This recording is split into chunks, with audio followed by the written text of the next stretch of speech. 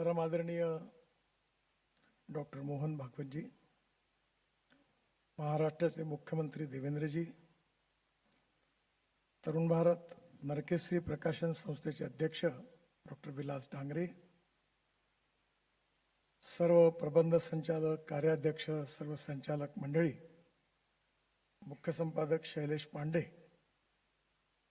या कार्यक्रमाला विशेष रूपाने उपस्थित असणारे सगळे मान्यवर अतिथीगण, बंधूंनो आणि भगिनींनो,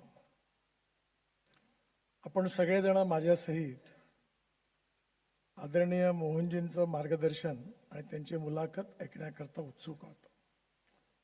त्यामुळे 5 मिनिटातच मी माझं मनोगत व्यक्त करणार आहे.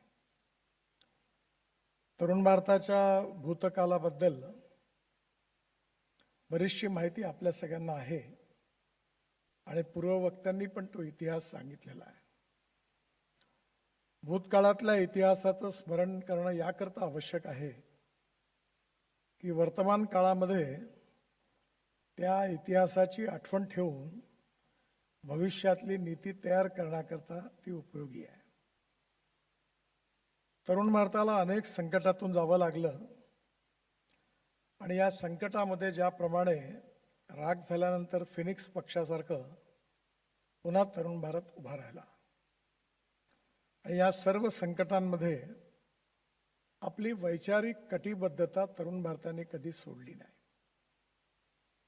आपल्या देशामध्ये किंवा विश्वामध्ये देखील जे फिलॉसॉफर होऊन गेलेत त्यांनी उत्तम वर्णन केलं आहे की पर्सन आणि पार्टी यात पार्टी महत्वाची आहे.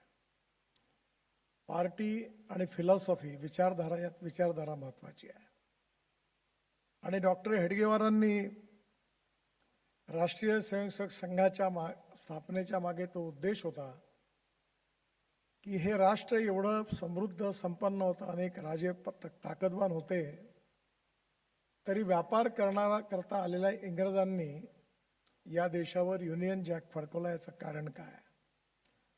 आणि म्हणून त्याचं चिंतन केल्यानंतर या देशाला संघटित केलं पाहिजे आणि राष्ट्रवादाच्या विचाराच्या आधारावर भारतीयत्व हेच राष्ट्रीयत्व आहे आणि राष्ट्रीयत्व हेच हिंदुत्व आहे आणि हिंदू इतिहास, संस्कृती, विचारधारा याच्या आधारावर भविष्यातल्या राष्ट्राची निर्मिती होणार आहे. या विचाराच्या आधारावर त्यांनी संघाची स्थापना केली. पाहता पाहता संघाचं रूपांतर वटवृक्षात झालं आणि हा जो विचार आहे हा समाजापर्यंत पोहोचवण्याकरता लोकशाहीमध्ये मीडियाचं योगदान खूप मोठं आहे. लोकशाही ज्या 4 स्तंभावर उभी आहे त्यापैकी एक स्तंभ जो आहे तो मीडिया आहे, एक ज्युडिशरी आहे, एक लेजिस्लेटिव्ह विंग आहे आणि एक एक्झिक्युटिव्ह विंग आहे. आणि म्हणून मीडियाचं महत्त्व म्हणजे लोकप्रबोधन, लोकशिक्षण आणि लोकसंस्कार. राष्ट्रीय पुनर्निर्माणाच्या दृष्टीने हा विचार समाजातल्या शेवटच्या माणसापर्यंत पोहोचवणं आणि त्या दृष्टीने त्याची वैचारिक दृष्टी तयार करणं यामध्ये वर्तमानपत्राचं आणि मीडियाचं मोठं योगदान आहे. ते लक्षात घेऊन तरुण भारताच्या मागे संघाच्या अनेक स्वयंसेवकांनी, अनेक विचारकांनी, प्रचारकांनी आपली ताकद तरुण भारताच्या मागे उभी केली आणि विशेष रूपाने स्वर्गीय बाळासाहेब देवरस यांनी त्या काळामध्ये तरुण भारताकरता जो त्याग केला तो मी जवळून बघितला आहे. त्यांनी आपल्या जीवनात त्यांच्याजवळ असणारं फिक्स डिपॉझिट देखील तरुण भारताला आणीबाणीच्या काळात दिलं. ते पैसे विड्रॉ करायला बँकेत मी गेलो होतो आणि पैसे तरुण भारतात पोहोचवण्याचं काम मी केलं होतं. त्यामुळे तरुण भारत कशा संकटात सांभाळला गेला ते अतिशय जवळून बघण्याची संधी मिळाली. आणि म्हणून या 100 वर्षाच्या इतिहासामध्ये माडखोलकरांपासून तर आजपर्यंत जे संपादक होते या सगळ्यांचं खूप मोठं योगदान आहे. आणि बाळासाहेबांपासून तर विलास डांगरेंपर्यंत जे अध्यक्ष होते, संचालक होते, त्यांचंही मोठं योगदान आहे.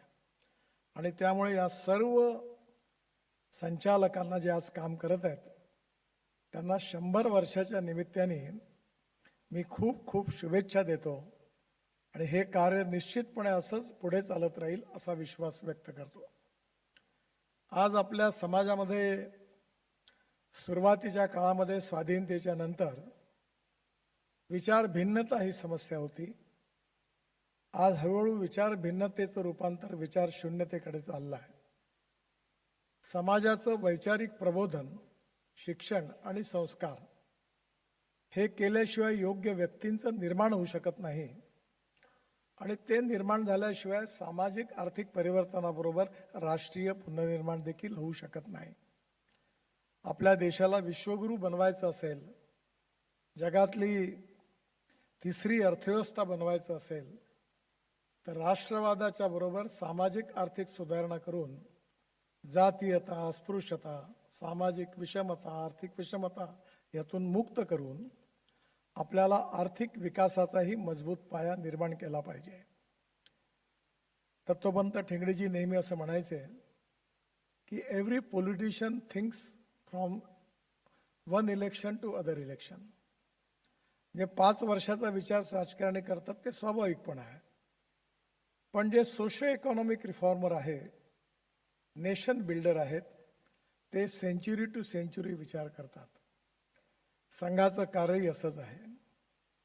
अनेक वर्ष चालत राहणार आहे आणि त्याची वैचारिक धुरा तरुण भारताने वैचारिक कटिबद्धता समोर ठेवून हे व्रत अखंड 100 वर्ष चालवलेलं आहे. व्रतस्थ राहणं आणि विचाराशी कटिबद्धता ठेवणं आणि त्यात व्यावसायिक यश मिळवणं या तिन्ही गोष्टी एकत्र काही नांदत नाही आणि त्यामुळे मधल्या काळामध्ये आर्थिकदृष्ट्याही अनेक अडचणी होत्या. पण मी आदरणीय डांगरे, डॉक्टर विलास डांगरे, अनिल दांडेकर आणि विशेषतः प्रबंध संचालक धनंजय बापट यांना मनापासून धन्यवाद देतो की त्यांनी आर्थिकदृष्ट्या देखील आता तरुण भारत हा तोट्यात नाही आहे. हा आमच्यासारख्या अनेक बाहेरून बघणाऱ्या लोकांकरता खूप मोठा सुखद मानसिक आनंद आहे, कारण या संकटाच्या अनेक गोष्टी जवळून बघण्याची संधी पण मला मिळाली. आणि आता त्यांनी पुण्याला अतिशय उत्तम अंक काढून त्या ठिकाणी पण कार्याला सुरुवात केलेली आहे. उत्तम कागद, उत्तम साहित्य, उत्तम पत्रकार, समाजाची कटिबद्धता, राष्ट्राशी कटिबद्धता आणि त्याचबरोबर वैचारिक कटिबद्धतेबरोबर प्रबोधन आणि संस्कार करणारं हे लोकशिक्षणाचं काम भविष्यात देखील तरुण भारत करत राहणार आहे. या 100 वर्षाच्या ऐतिहासिक वाटचालीकरता मी पुन्हा एकदा तरुण भारताच्या सर्व संचालक, अध्यक्ष, संपादक, पत्रकार आणि विशेषतः तरुण भारताला प्रतिसाद देणारे वाचक, आपल्या सगळ्यांचंही तेवढंच योगदान आहे आणि म्हणून निश्चितपणे पुन्हा एकदा या सगळ्यांना मनापासून त्यांचं खूप खूप अभिनंदन करतो आणि त्यांच्या उज्ज्वल भविष्याकरता शुभेच्छा देतो आणि माझं बोलणं संपवतो. धन्यवाद.